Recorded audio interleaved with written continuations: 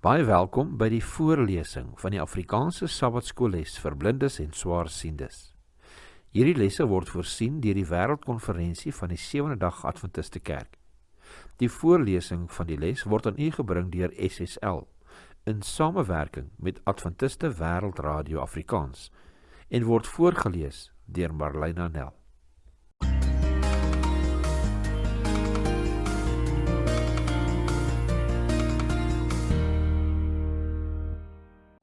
Maandag 23 Maart. Kerkverbondenheid. Kom ons open met gebed.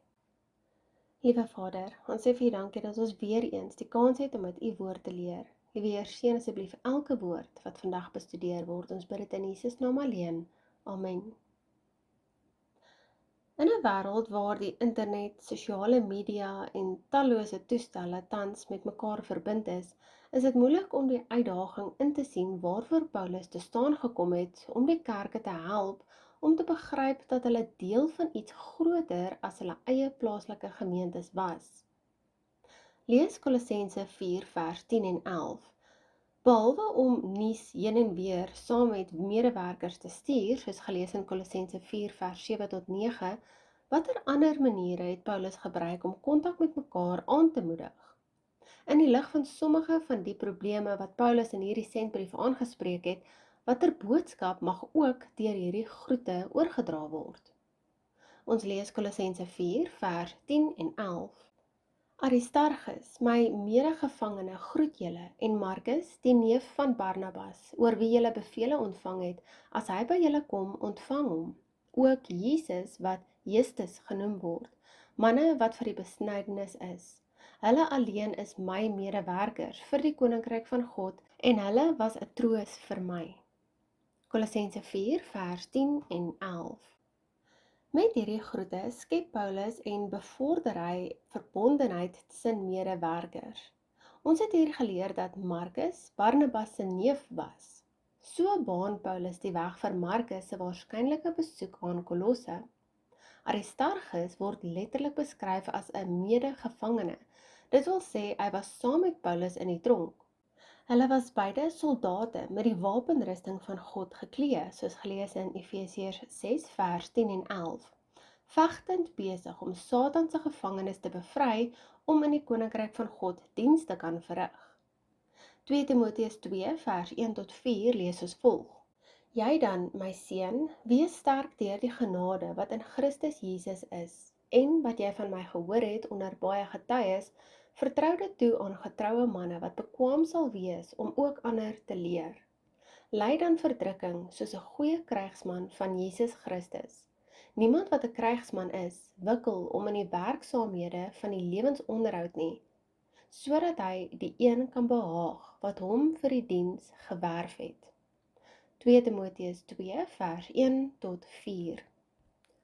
Jesus of Justus, die Joodse en Romeinse name wat baie dieselfde in Grieks klink soos Saulus en Paulus, word ook aanbeveel as betroubare medewerker vir die koninkryk van God.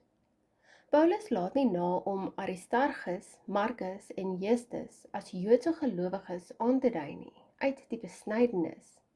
Hy noem ook 3 gelowiges uit die heidendom, Epaphras, Lukas en Demas. In Kolossense 4 vers 12 tot 14 wat soos volg lees.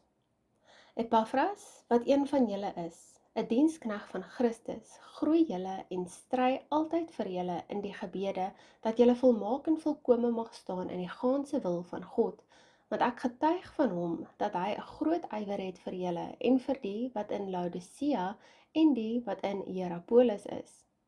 Die geneesheer Lukas, die geliefde, en Demas groet julle.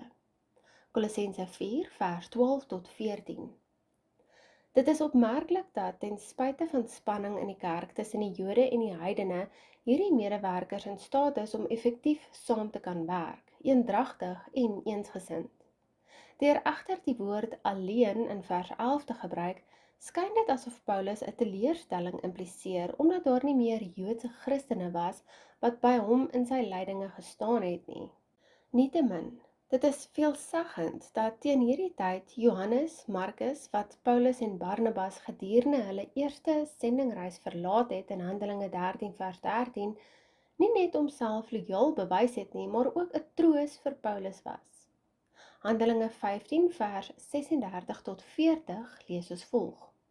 En 'n paar dae daarna het Paulus vir Barnabas gesê: "Laat ons teruggaan en ons broeders besoek in al die stede waarin ons die woord van die Here verkondig het, om te sien hoe dit met hulle gaan."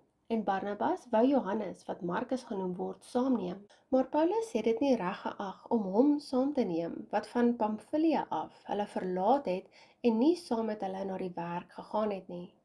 Daar het toe 'n verbittering ontstaan, sodat hulle van mekaar geskei het, en Barnabas het Markus saamgeneem en na Siprus uitgeseil. Maar Paulus het Silas gekies en afgereis nadat hy deur die broeders aan die genade van God opgedra was. Handelinge 15 vers 36 tot 40. Eenheid wat bedreig word is niks nuut nie. In die afgelope jare het die Adventiste Kerk groot veranderinge ondergaan terwyl dit wêreldwyd versprei het en het forste aanhoudend die kerk se eenheid aangeval. Hierdie eenheidstres kan op elke vlak van die kerk gevoel word. Hoe kan jy by jou plaaslike kerk daaraan werk om die dinge wat die eenheid van ons kerk bedreig te verminder? Watter gespannenhede is daar op plaaslike vlak en wat kan gedoen word om dit te verbeter?